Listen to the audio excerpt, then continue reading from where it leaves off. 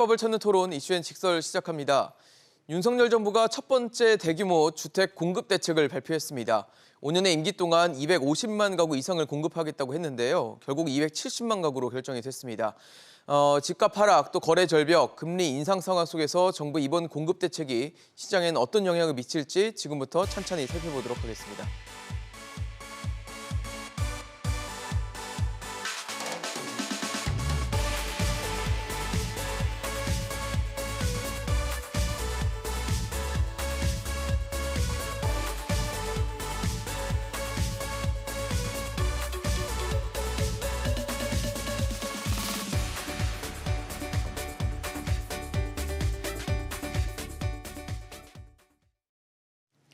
네, 오늘 함께해 주실 세 분 소개하겠습니다. 김연아 전 국민의힘 의원, 또 정동구 변호사, NH투자증권 WM마스터즈 정보현 전문위원 나오셨습니다. 어서 오십시오. 네, 반갑습니다. 안녕하십니까. 네, 당초 윤석열 대통령 대선 공약에도 담겨 있었죠. 250만 호 플러스 알파 공약이 있었는데 결국 이 알파가 20만 호로 결정이 되면서 총 270만 호를 5년 내에 공급하겠다라는 계획으로 발표가 됐습니다. 김 의원님 어떠세요? 사실 물량 자체는 굉장히 어마어마한 공급 대책인 것 같은데 확실히 공급 효과 볼 수 있다라고 보십니까? 일단 270만 호라고 하는 건 숫자적으로 굉장히 많습니다. 그러니까요. 과거에 노태우 대통령 때 주택 200만 호. 그것도 엄청났거든요. 네, 그때도 굉장히 큰 시장 안정에 효과를 줬었는데 네네. 그것보다 자그마치 70만 호나 많습니다. 그러니까요. 근데 이제 조금 저희가 그때하고 달라진 건 뭐냐면 이번 270만 호에는 재개발 재건축을 상당히 활성화시킨다는 전제가 들어가 있습니다. 아마 270만 호는 순증은 아닐 거라고 보여지는데요. 재개발 재건축을 하게 되면 기존 주택이 멸실되는 효과가 있습니다. 그러다 보니까 저는 뭐 공급 폭탄이라기보다는 넉넉하게 준비됐다 이렇게 평가를 하고 싶습니다.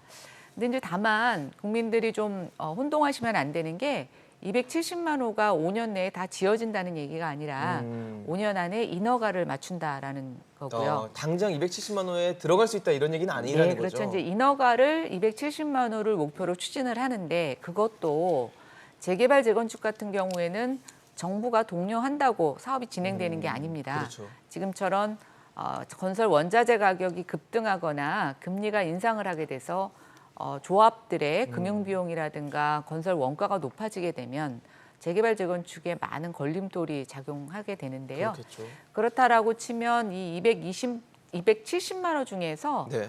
민간 사업 부분은 사실상 저희가 당초 예견한 것보다 사업이 늦춰질 수도 있습니다. 그러나 분명한 건 시장에서는 그동안 향후 주택 공급이 넉넉할 것이라는 신호가 보장되지 않았기 때문에 네.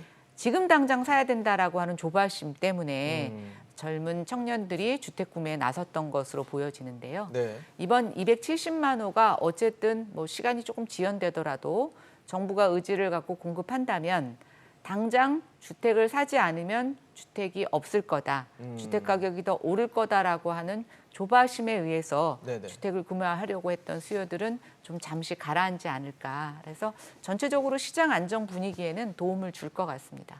근데 사실 말씀 주신 것처럼 인허가가 270만이면 사실 나중에 공급이 되고 정말 수요자들이 이제 어떻게 보면 집에 들어갈 수 있는 시기는 좀 더 장기적으로 봐야 되는 시기가 올 텐데 장기적으로도 효과가 좀 있다라고 보십니까?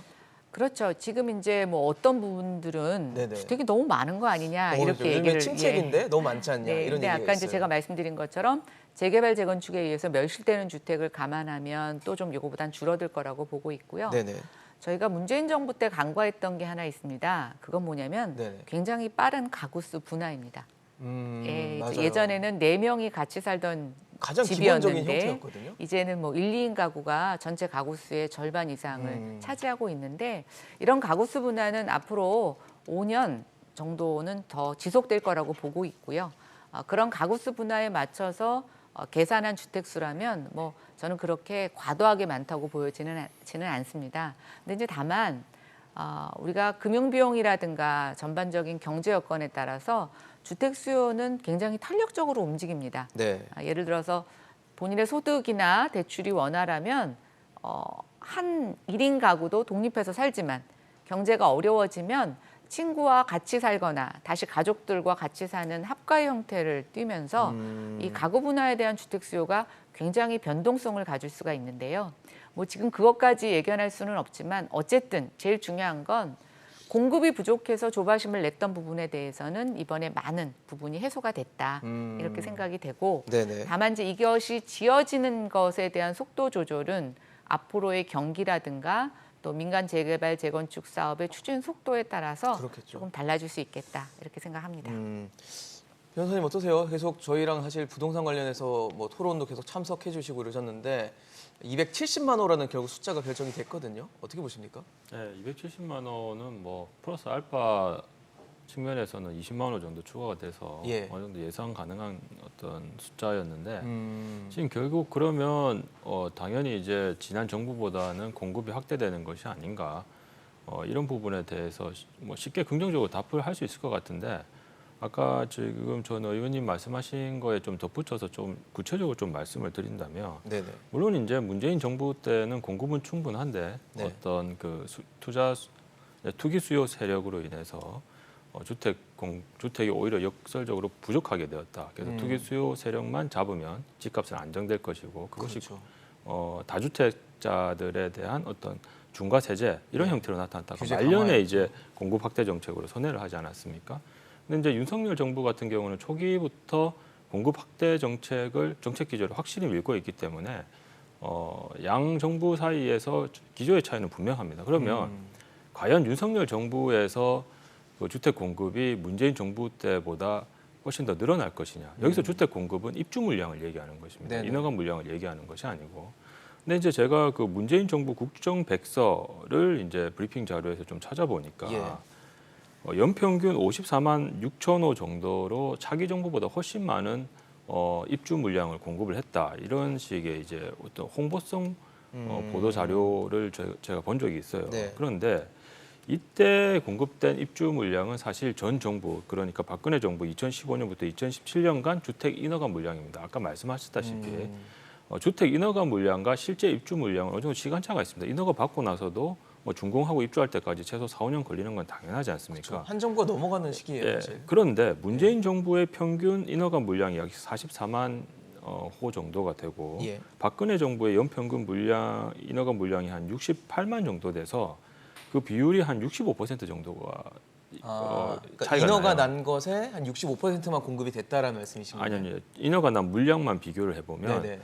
박근혜 정부 때 인허가 난 물량을 100으로 봤을 때 네네. 문재인 정부 때는 한 65에서 65% 정도 돼요. 인허가 물량 예, 자체가? 그러면 문재인 정부 때 인허가 물량 난 것이 윤석열 윤석열 정부의 정부에서 공급이 된다. 이제 입주 물량으로 나올 예. 거 아닙니까? 그래서 오히려 실제로 공급이 되는 어떤 주택 수는 초기는 줄어들 수는 있어요. 왜냐하면 지금 윤석열 정부에서 270만 호를 추진을 강하게 한다고 하더라도 그 효과는 임기 말이나 내년 초, 그 다음 정권 임기로 어떻게 넘어갔죠. 보면 다음 정권으로. 그 주택 공급 확대 정책의 공은 차기 정권으로 넘어갈 수도 있어요. 이제 그런 문제점이 또 있고 그다음에 이게 270만 호 공급을 약속을 했는데 그 세부 내역을 보면 공공택지가 약 88만 호 정도 되고 네. 재개발 재건축이 약 52만 호가 됩니다. 예. 이 두 가지는 정부가 어느 정도 정책을 통해서 컨트롤할 수 있어요. 네네. 그럼 나머지 130만 호는 어떻냐? 주로 이제 도시개발, 지구 단위 계획, 주택법 등 어떤 민간이 자체적으로 추진을 하고 정부는 거기에 대해서 독려 정도 해주는 거예요. 한 절반은 그렇다는 거죠. 그렇죠. 130만 원이니까. 그러면 그들은 지금 어떤 이제 아무리 정부 정책도 중요하지만 사실 민간 개발 사업자한테 제일 중요한 거는 소위 수지 타산이거든요. 그렇죠. 내가 개발해봐야 손해 보면 안 합니다. 근데 지금 이제 문제가 되는 것이 어떤 이제 원자재 가격 상승 그리고 무엇보다 최근에 가장 이슈가 되고 있는 금리 인상 이런 문제 때문에 과연 270만 원가 또 달성이 될 수 있느냐 약간 이런 또 문제가 있고 그냥 결론적으로 본다면 어쨌든 뭐 시장에 수요와 공급이라는 것이 뭐 고정된 것이 아니고 계속 이제 변동이 있다 보니까 공급을 지속적으로 확대할 것이라는 신호를 주는 것만 하더라도 이제 국민들에게 상당히 긍정적인 영향을 미치고 있기 때문에 내가 지금 집을 사지 않고 계속 버티다 보면 언젠가 집을 못 사는 것이 아닌가라는 이런 불안감만 해소를 해줘도 상당 부분 주택 안정에 효과가 있을 것으로 그렇게 생각이 됩니다. 네네. 분명히 뭐 심리적으로는 영향이 있겠지만 이제 제한적으로 영향을 받을 수밖에 없는 부분들, 그다음에 정부의 계획대로 될 수 있을지에 대한 의문도 제기를 해주셨는데 정보현 위원께님 저거 좀 여쭤보고 싶어요. 어쨌든 270만 호 가운데 서울이 한 50만 호 정도 됩니다. 네. 수도권, 서울 포함해서 158만 호가 수도권 지역에 공급이 된다고 하는데 50만 호면 서울에 50만 호면 규모 큰 거 아닌가요? 굉장히 큰 거죠. 그러니까 이번 그 방안 발표에서 예. 그 가장 눈에 띄었던 점이 그 수급 불균형을 좀 바로잡기 위해서 그 수도권의 공급을 중점적으로 한다는 점입니다. 그렇죠. 그 지난 그 5년 동안 주택 인허가 총 물량이 230만 호였는데 네. 이 중에 서울의 인허가 물량이 29만 호 정도예요. 29만 호. 예, 그러니까 전체의 한 8분의 1에 불과한 겁니다. 그러니까 인구는 5분의 1 이상이 이제 집중해서 살고 있는데, 그렇죠. 근데 앞으로 서울 지역에다가 이제 정비 사업을 통해서 24만 호를 공급한다라는 얘기. 그럼 이전 계획 물량보다는 이제 3배수가 좀 증가한 수치고요. 그리고 5년 동안 전체 50만 호, 그리고 수도권 이제 158만 호를 공급한다는 것은 네네. 수요가 있는 곳에 유용한 공급을 하겠다라는 측면에서 굉장히 좀 의미가 있다고 생각이 되고요. 오히려 반면에 광역시나 아니면 이제 도 단위에서는 공급이 오히려 좀 축소된 내용을 좀 확인할 수가 좀 있었습니다. 네. 근데 사실 지금 50만 호 정도 중에 한 15만 호는 또 뭐 도시형 생활주택 이런 네. 형태의 어떤 그러니까 아파트가 아닌 형태의 네, 그렇죠. 이제 주택이 공급된다고 하는데 네네. 이거는 좀 이 어떻게 보면 주거를 노리거나 네. 원하는 니즈와 좀 맞는 것 형태라고 보십니까? 그 수요자들의 그 종국적인 단계의 내 집 마련 그 형태하고는 아마 이제 100% 부합하는 모습은 아닐 겁니다. 그러니까 지난 시장에서 도시형 생활주택이나 아니면 생활형 숙박시설, 네네. 뭐 오피스텔과 같은 이른바 이제 준주택 시장이 좀 과열 분위기 양상도 좀 있었는데요. 이것은 그 자체적인 선호도가 높아서라기보다는 네네. 아파트에 집중돼 있던 대출 규제로 인한 구매력 축소라든지 아니면 높아진 청약 경쟁률로 인해서 상대적으로 그동안 좀 규제가 덜했던 그 틈을 타서 좀 수요가 좀 이동한 것으로 좀 보여지고요. 사실 이제 그 많은 분들께서 이런 이제 도시형 생활주택과 같은 유형의 이제 부동산은 그 이제 시행이라든지 건설사에게 더 유리한 상품이라는 것을 좀 많이 알고 계실 겁니다. 그래서 수요자, 소비자 입장에서는 그렇게 수요에 딱 부합하는 물건은 그 유형은 좀 아닌 것으로 좀 생각은 좀 되고 있고요. 다만 그 이제 자산적인 측면이 아니라 좀 공간의 개념에서 좀 접근을 한다고 하면 최근에 오피스텔도 발코니를 넣을 수 있게 좀 해줬고 이번 방안 발표에서 도시형 생활주택도 뭐 총 세대수 최대 300에서 500세대까지 그리고 투룸 세대를 이제 전체 3분의 1에서 절반까지 좀 늘려주고 네네. 여기에 따른 뭐 이제 교통난이나 이제 주차난을 방지하기 위해서 그 세대당 주차장 수 0.6에서 0.7로 공동주택 조금 기준으로 높여줬군요. 높여줬는데요. 이건 요번에 이제 주거 사다리 개념이 새롭게 좀 이렇게 컨셉이 좀 발표가 됐는데 네네. 처음 준비부터 도약 그리고 완료 시점까지 이어지는 확장선 상에서 현재 눈높이에는 부합하진 않지만 어쨌든 높아진 주거 비용으로 인해서 직장에서 좀 멀어지거나 원치 않게 좀 떠밀려가는 좀 구매력이 낮은 수요층들로 하여금 당장의 좀 주거를 좀 해결하고 안정을 도모하는 목적이 더 크지 않을까 이렇게 좀 생각을 하고 있고요. 네네. 하나의 좀 대안으로 좀 보여지고 좀 이렇게 그 도움닫기 거처로 네. 생각하는 게 좀 더 적합해 보입니다. 뭐 종국적인 형태는 아니더라도 중간에 좀 거쳐갈 수 있고 급하신 예. 분들한테는 도움이 될 수 있는 네. 형태가 될 수도 있다라고 말씀 주셨어요. 근데 사실 저는 좀 그게 궁금해요. 서울에 땅이 있나라는 생각이 좀 들어요. 워낙 고밀도로 개발이 많이 됐고 이미 안 쓴 땅이 없을 정도라는 생각이 좀 드는데 신규 택지 개발해서 5년 동안 수도권에 62만 가구 정도 짓겠다. 그리고 전국에 88만 호 공급하겠다고 하는데 내년에 15만 호 정도 어떻게든 찾아보겠다라고 하더라고요. 근데 3기 신도시가 17만 호 정도 되니까 거의 신도시급이라고 봤을 때 서울에서 못 찾는다라면은 결국은 다 밖으로 빠져나가는 형태로 신규 택지를 찾겠다는 건지 그것도 좀 궁금하거든요. 근데 이제 서울의 신규 택지는 윤석열 정부가 처음 찾는 것은 아니고요. 그렇죠. 문재인 정부 말기에 갑자기 이제 주택 100만 호 공급을 발표를 하면서 맞습니다. 제가 알고 있기로는 서울시가 그냥 서울시 구석구석 개발 가능한 땅을 다 맞아요. 뭐 이런 표현이 맞으면 거의 뒤졌다라는 표현을 할 만큼 뭐 곳곳에서 발굴을 했습니다. 맞습니다. 근데 그때 발표만 하고 사실은 이제 그걸 실행에 옮기지 못했는데요. 이번 대책에 보시면 기존의 문재인 정부에서 발굴한 택지 중에서 유용한 것들은 거의 다 승계를 합니다.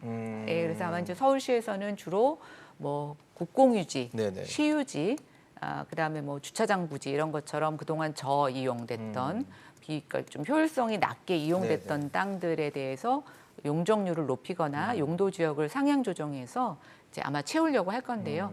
그럼에도 불구하고 아마 서울은 재개발 재건축이 훨씬 더 물량이 많을 겁니다. 이제 그러다 보니까 예. 이제 신도시라는 것도 뭐 이번 정부 들어서 새롭게 하는 게 아니라 그렇죠. 기존의 3기 신도시로 지정된 지역 중에서 GTX가 지나가는 역 근처를 중심으로 밀도를 좀 높이겠다라고 하는 건데요. 네. 결국은 택지는 할 수 있는 방법이 뻔합니다. 근데 이제 여기에 어느 정도의 규제를 우리가 조정을 해서 밀도를 높일 수 있느냐 이제 이런 관건이라고 보면 되고 네네. 이제 앞서 논의했던 도시형 생활주택과 같은 것들은 예.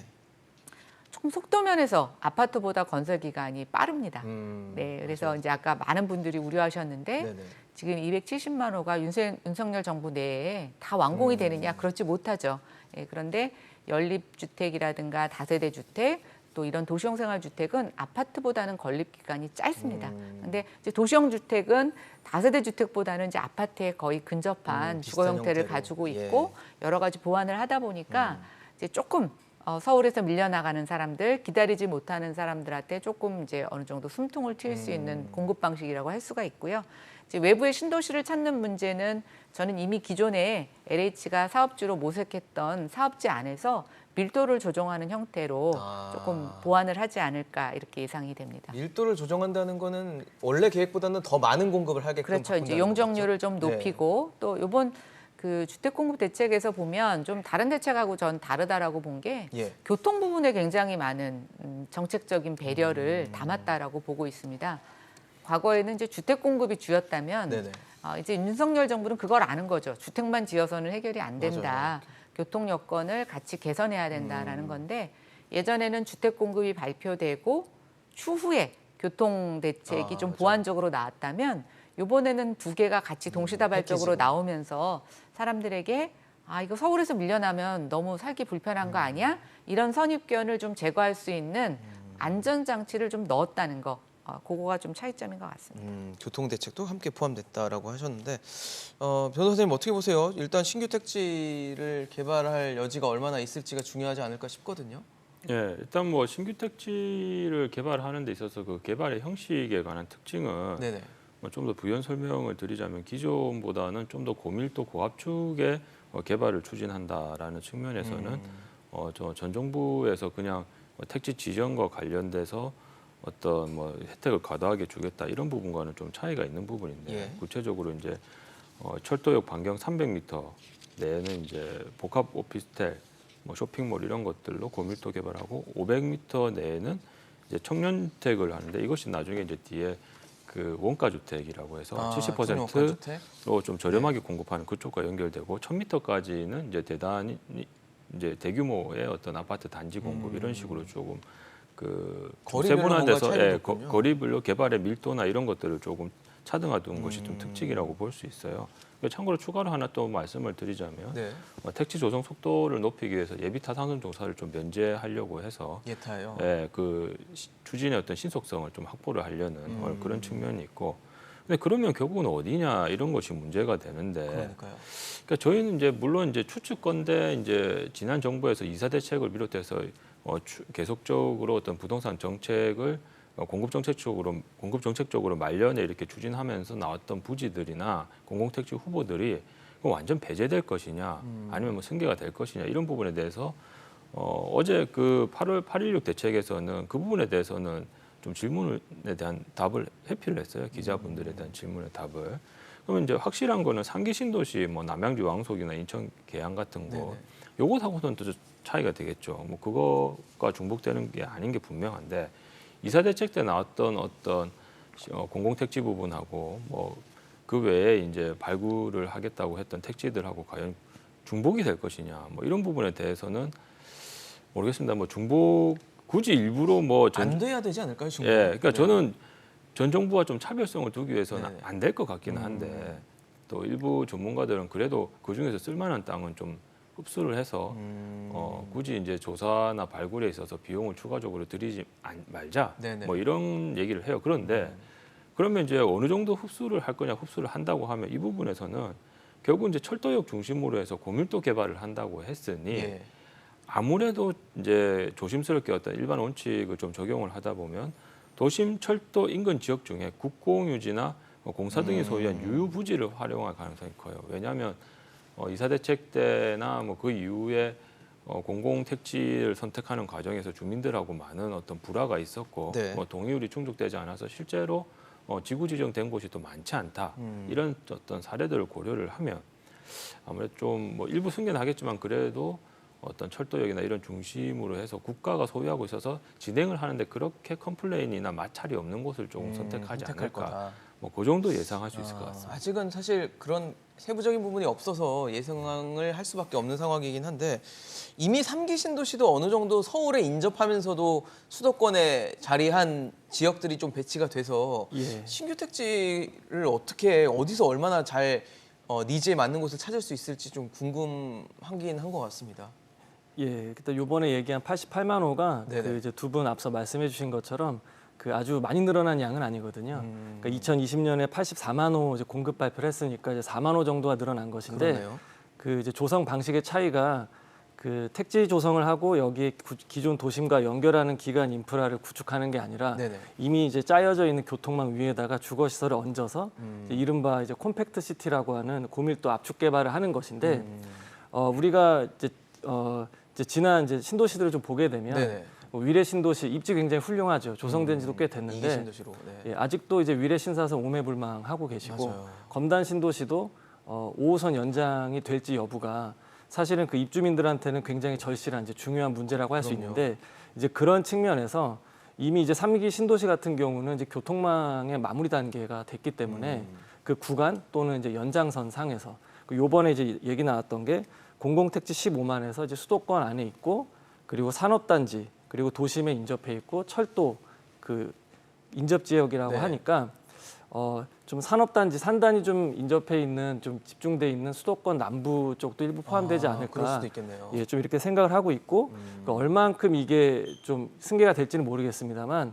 기존 계획이 좀 수립되어 있던 것만큼 네. 내년에 어떤 그 택지 발표를 좀 기대해봐도 좀 좋을 것으로 이렇게 생각을 하고 있습니다. 그러게요. 택지 발표를 봐야지 좀 정말 확실하게 알 수 있을 것 같다는 생각이 들고 이번 대책의 또 주요한 관심 포인트 중 하나가 재건축 관련 대책이 얼마나 규제가 완화될 것인가였어요. 근데 사실 구체적으로 나왔다기보다는 뭐 부담금 감면 방안은 이제 다음 달 정도에 아마 공개할 것으로 보여지고 안전진단 기준에 대한 개선안을 연내에 이제 마련하겠다라는 얘기인데.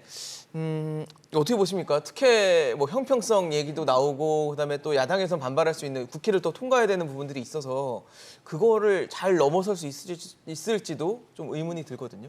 어차피 윤석열 정부 출범하면서 국회가 걸림돌이 될 거라는 것은 모든 국민들이 이미 인지하고 있는 그럼요. 상황입니다. 예, 그리고 이제 과거 바로 직전에 문재인 정부에서 워낙 재개발 재건축과 관련된 규제에 강한 드라이브를 걸었기 때문에 지금 민주당이 뭐 야당이 됐다고 해서 저는 쉽게 그 어떤 입장이나 기조를 변화하기는 쉽지 않을 거라고 보여집니다. 근데 이제 그럼에도 불구하고 국회에 문턱이 있지만 저는 정부는 어떻게 어떤 부동산 때문에 정권이 바뀌는데 큰 동력을 얻은 것 아니겠습니까? 그러면 좀 더 명확한 메시지를 보여줄 필요가 있는데요. 제가 이제 이번 대책에서 조금 아쉽게 생각하는 부분이 바로 이 부분입니다. 이 부분이요? 네.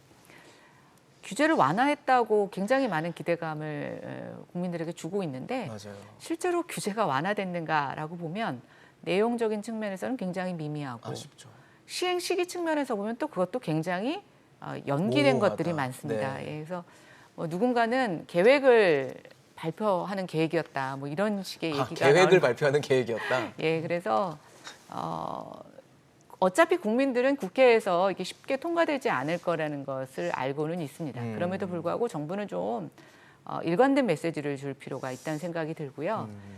그다음에 이제 정부가 표방하는 것처럼 지금 이제 재건축 초과이익 환수 같은 경우 네네. 예전에는 부과를 해놔도 부과 대상에 걸리지 않아서 환수가 안 됐었습니다.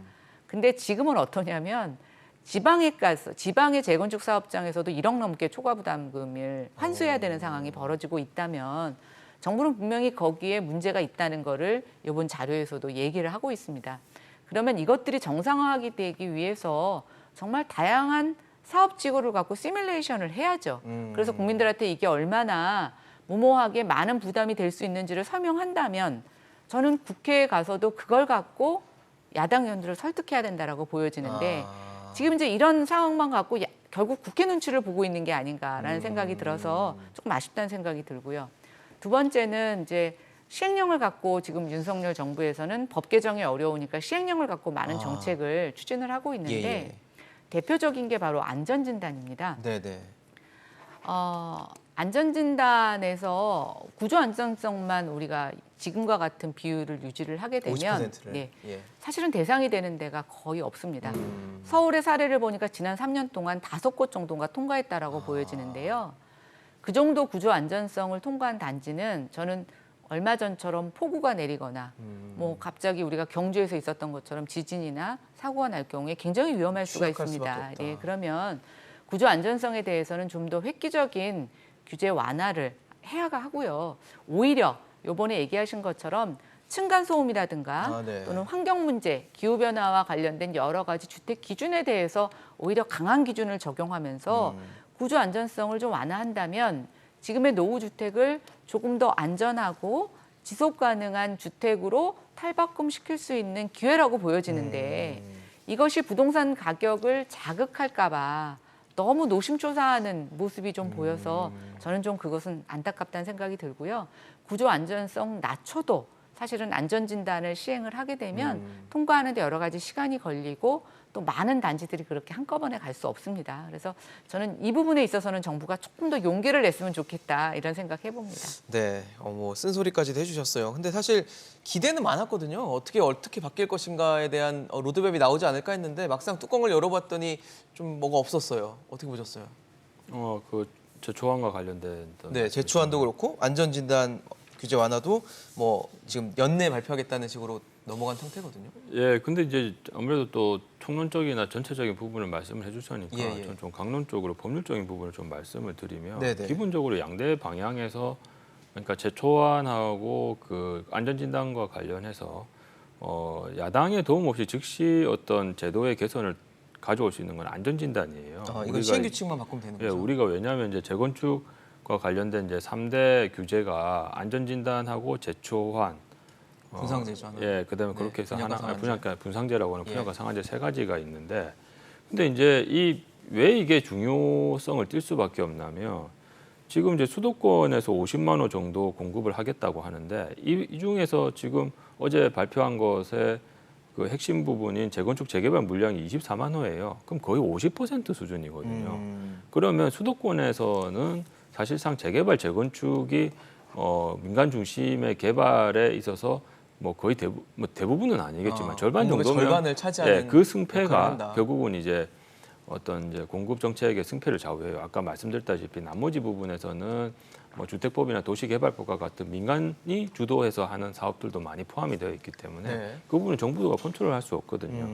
그런데 제초안 같은 경우는 저번에 말씀드렸다시피 재건축 초과 이익 환수에 관한 법률이라고 해서 예. 그 법률 제7조의 부과 기준 9조의 주택 가격의 산정 12조가 부과율이 규정이 돼 있어요. 그러니까 소위 이제 이익이 1인당 평균 3천만 원 이상 났을 때 네.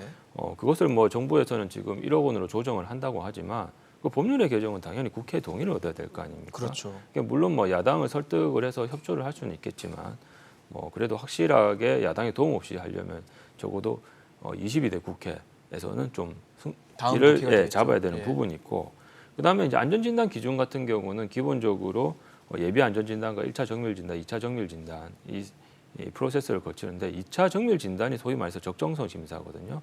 1차에서 A, B, C, D 5개 등급이 나왔는데 그중에서 D 등급이 나오면 다시 한번 정밀 진단을 받아야 되는데 예. 말씀드렸다시피 그 2021년 서울에서 그 적정성 심사 통과한 곳이 거의 한 4군데나 뭐 5군데밖에 없어가지고 이것이 사실 어렵던데. 발목을 잡고 있고 그렇죠. 그리고 주거 환경에 관한 가중치 요소보다는 구조 안전에 관한 가중치 요소를 높게 이렇게 조금 주다 무게를 보니까 두다 보니. 사실 지금 요즘 같은 시공법 물론 뭐 가끔 가다가 건축물이 붕괴되는 안타까운 사고가 있지 않지만 그런 예외를 제외하고 나서는 대부분 3, 40년대도 구조 안전에는 크게 무리가 없거든요. 그래서 이 부분과 관련해서 이제 국힘에서 그 개정안으로 어떤 거를 내놨냐면 내진 성능을 확보하지 못했거나 소방 시설이 설치가 안 된 건축물에 대해서는 그 안전 진단 자체를 생략할 수 있게 법 개정을 추진을 했는데 이게 또 뭐 야당의 협조를 또 국회를 받지 거쳐야 못하는 되는, 그런 네. 문제가 있었습니다. 그런데 아까 말씀드렸다시피 그 안전 진단 기준에 관한 거는 국토부 고시에 관한 규정이 되어 있기 때문에 이 네네. 부분은 사실 국회 동의가 필요 없겠죠. 그래서 어느 정도 이제 저번에 말씀드렸다시피 안전 진단에 관한 문제는 재건축을 할 수 있느냐 안 할 수 하지 못하냐 이 못하느냐. 문제고요. 네, 그렇죠. 그리고 이제 제초안 같은 경우는 뭐 수지 타산이 그렇죠. 맞냐 이익을 없냐 어떻게 이 문제이기 걷어가느냐. 때문에 또 어떻게 보면 더 중요한 게 안전 진단 기준이기 때문에 이 부분은 정부에서 고시를 수정을 해서 좀 발표한 것의 정책의 실효성을 확보하지 않을까 뭐 그렇게 생각하고 있습니다. 어떠세요? 정보위원님 어떻게 보셨어요? 요번에 사실 그 구체적인 내용이 담길 것으로 기대했던 시각도 있었지만 이제 네네. 9월 달로 좀 미뤄졌지 않습니까? 그 제초안과 안전 진단과 관련된 그러니까 그 사업 진행을 좀 더디게 하는 이런 애로 요인들은 네네. 좀 반드시 없어져야 될 부분인 거는 이제 많은 분들이 공감을 하실 겁니다. 그래서 이게 이제 법률을 좀 바꿔야 되기 때문에 그렇죠. 폐지까지는 어려워도 부과는 하되 이제 기준을 상당히 좀 완화시켜서 사업 진행을 원활하게 할 수 있을 정도까지는 반드시 좀 이제 국회 설득을 좀 조정을 해야 된다. 하시면 좋을 것 같은 게요. 네네. 예를 좀 들어주셨지만은 이제 전국에 그 이제 제초안에 대한 부과 금액이 통보될 단지가 83곳이 있습니다. 83곳이요. 이제 앞으로 더 증가를 하겠죠. 네. 그 이후 단계까지 사업 진행이 진척된 단지는 아무 단지도 없어요. 그리고 안전 진단 같은 경우도 이제 구조 안정성이 50% 비중으로 높아진 시점에 딱 5개 단지 이제 통과됐다고 말씀해 주셨는데 그 이전과 비교했을 때 10분의 1 정도 수준이거든요. 그러면 이제 못 넘는 거네요. 그 기준. 그렇죠. 못 넘는 거죠. 네. 예, 그러니까 그 이제 대상 그 연한이 30년인 말이 참 무색할 정도로 바뀌는 거죠. 그러니까 초기 단계와 이제 중간 말미 단계에 네네. 이렇게 허들이 높다 보니까 이러지도 저러지도 못하고 있는데 요번에 이제 핵심 공약으로 내세웠던 그 도심 주거 그 수급 여건 개선에 대해서는 가장 이제 키 드라이버로 할 수 있는 게 이 재개발뿐만 아니라 이 재건축인데 이게 반드시 좀 순환이 좀 돼야 할 부분으로 좀 생각이 좀 되고 있습니다. 네. 사실 재건축 얘기 나오면은 또 많은 기대를 했던 곳이 일기 신도시 지역에 계신 분들이었던 것 같아요. 일산, 뭐 분당, 평촌 이런 데 계신 분들이 이번에 과연 어떤 대책이 어떻게 풀어줄까 뭐 이런 기대를 했던 것 같은데 일단은 연구 용역을 거치겠다고 했고 2024년 그러니까 내후년이죠. 내후년에 마스터 플랜 내놓겠다고 하니까 이게 발표되자마자 굉장히 실망한 분위기들이 있더라고요. 네, 지역 단체 톡방에서는 굉장히 난리가 분위기 안 났어요. 좋습니다. 공분을 막 네. 쏟아내시더라고요. 그러니까 지금 윤석열 정부 부동산 정책에서 조금 아쉬운 점은 이제 처음에 정부 출범하고 인수위에서는 이제 정부 출범하면 뭘 내놓겠다. 맞아요. 정부 출범하고 장관님 취임하고 나서는 이제 8월달에 네. 예, 주택 발표할게. 공급 로드맵을 발표하겠다. 그래서 이제 발표하시지 않았습니까? 네. 근데 이번에 보니까 또 9월에 발표하겠다, 10월에 발표하겠다. 마스터 플랜은 네. 2024년에 내놓겠다. 그 의원님 말씀하신 계획을 내놓는 계획이었다는 게 좀 와닿는 것 근데 같아요. 이제 저는 일기 신도시 같은 경우에는 정부가 전체 로드맵을 만든다는 것 자체가 조금 무리가 있지 않나. 네. 왜냐하면 5개 시의 시장들은 다 뭐합니까? 원래 인구 30만 이상의 도시에 대해서는 도시계획에 대해서 상당 부분 자율권을 주고 있습니다. 결국 이 도시에 대해서 각자의 구체적인 계획은 시도지사가 수립하면 되고요.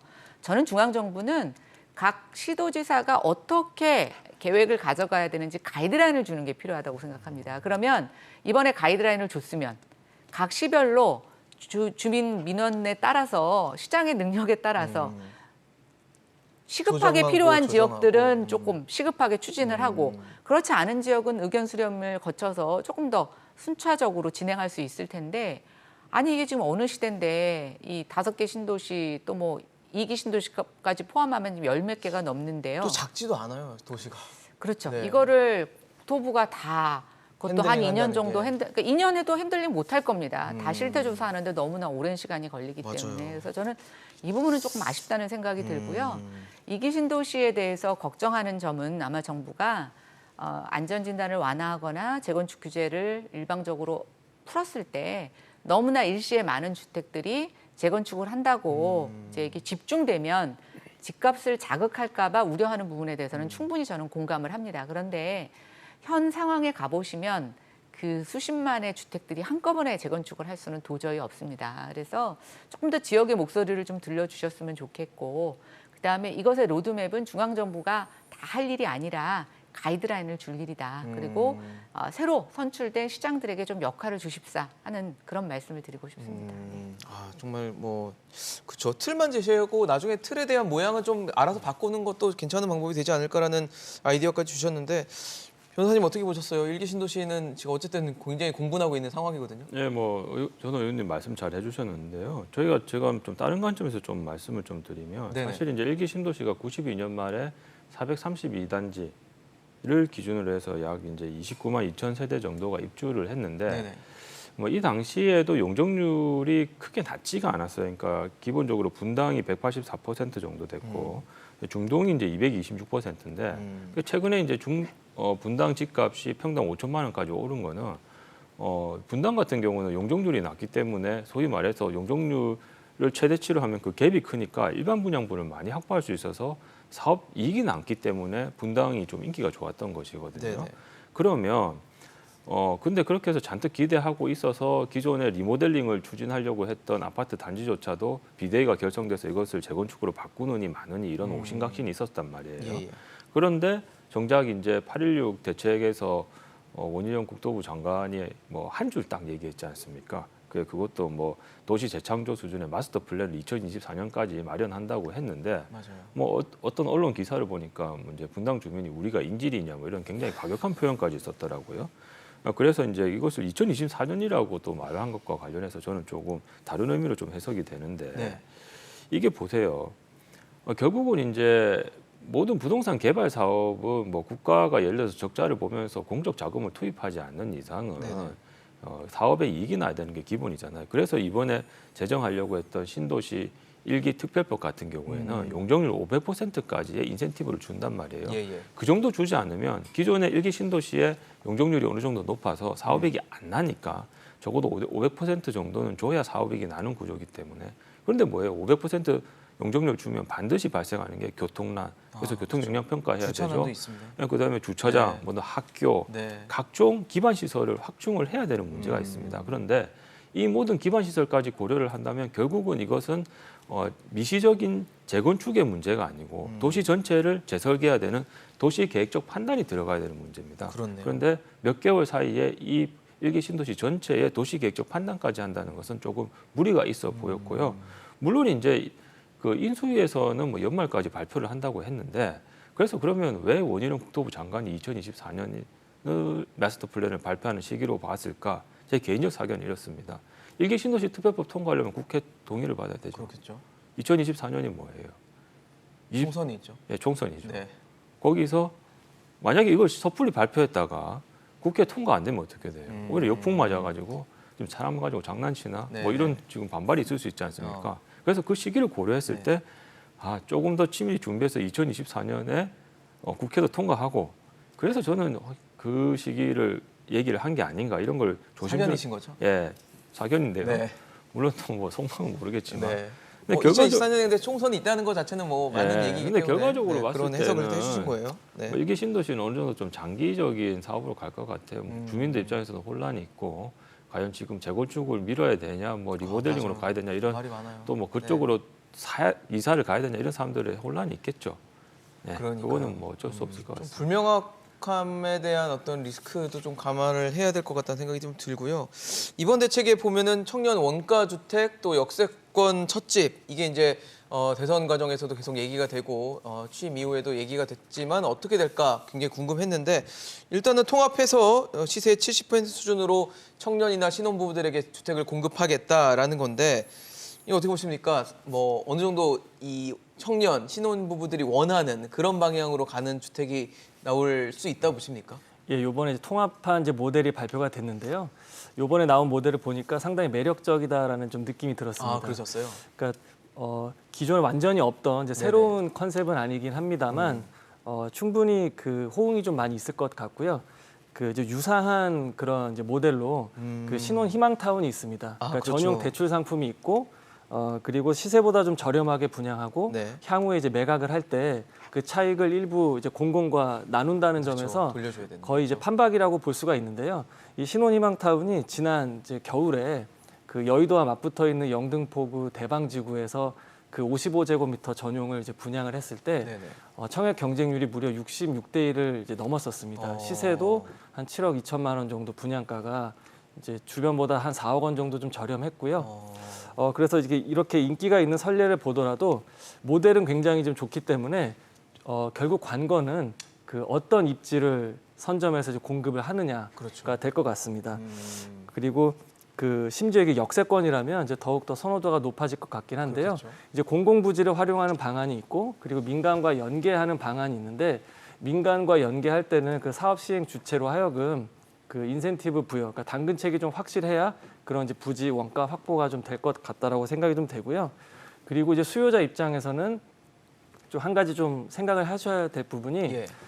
이제 사전 청약을 이제 앞두고 있긴 한데 네네. 이제 최근에 이루어진 3기 신도시 사전 청약도 그 지난 7월에 있었던 게 2024년에 본 청약이 들어가고 2027년에 공급이 이루어지고 입주는 2029년입니다. 네네. 그러니까 앞으로 한 7년 정도의 시간을 좀 기다려야 된다라는 그러네요. 점도 좀 있어서 내 집 마련 계획에 좀 참조를 하시면 좋을 것 같고 그리고 요번에 이제 주거 사다리라는 개념을 좀 얘기를 했잖아요. 네네. 그래서 처음에는 임대로 갔다가 요번에 정부가 제시하는 이런 역세권 첫집 원가 주택하고 나중에 본인이 원하는 집을 이제 분양받는 이런 이제 구조 안에서 건너갈 수 있게. 예, 그렇죠. 충분히 활용하면 이제 좋을 정책으로 좀 판단이 되고 있습니다. 굉장히 좀 긍정적으로 봐주셨어요. 일단 뭐 3기 신도시 연내 3천 규모로 한 사전 청약도 진행한다고 하니까 관심이 많으실 것 같아요. 어떻게 네. 보셨어요? 그러니까 저도 놀랐는데 네네. 특히 30대하고 40대 초반 무주택 가구 또 뭐 신혼부부들 이렇게 보면 이 사전 청약에 굉장히 높은 관심을 보이더라고요. 맞습니다. 정 의원님 얘기하신 것처럼 7년이나 걸리는데도 네네. 어쨌든 지금이라도 뭔가 하나 여기에 이렇게 걸쳐 놓는다는 것이 심리적으로 굉장히 안정감을 주고 있는 것 같아서 저는 좀 사실 굉장히 놀랐던 부분이었는데 예. 어쨌든 원가 주택하고 뭐 역세권 첫집 사실 국민들의 입장에서는 굉장히 헷갈렸어요. 이게 도대체 무슨 차이가 있느냐. 둘 다 거의 맞아요. 공공 분양인데 그게 그거 아닌가 싶었거든요. 입지에 좀 차이가 있었는데 네네. 결국 국토부가 이제 이거를 이렇게 통합을 했는데 통합의 의미는 저는 그건 있다고 봅니다. 일단 물량이 많아질 거예요.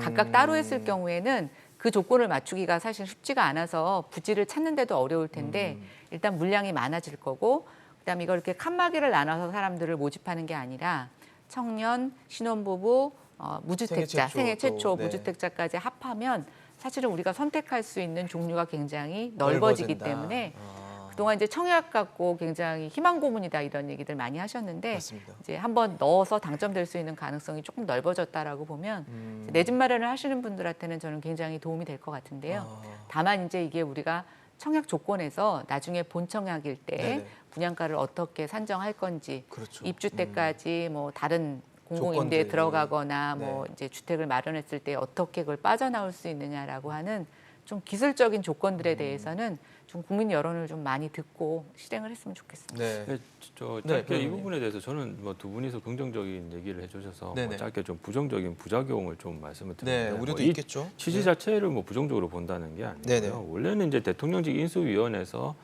청년원가 공공주택, 공공택지 공급되는 공공 물량 같은 경우는 이제 거기서 이제 원가 수준에서 한 70% 정도로 공급한다고 했고 예. 역세권 첫집 같은 경우는 이제 용적률 인센티브를 받은 도심개발에서 네네. 그 인센티브로 늘어난 부분에 대한 일정 부분을 기후 체납을 받는다는 것에서 분리했었는데 이걸 이번에 이제 합해서 그렇죠. 왜냐하면 이제 서로 섞일 수도 있기 때문에 그런데 이제 공공택지 부분 같은 경우는 아까 말씀드렸다시피 그 아직 이제 부지 선정도 안 된 마당이고 내년까지 이제 15만 호 정도를 부지를 개발한다고 얘기를 하는데 먼저 그 부분에 대해서는 이제 그 조성된 공공택지에 다시 이제 주택 인허가까지 받으면 시간이 좀 많이 걸려서 사실 예.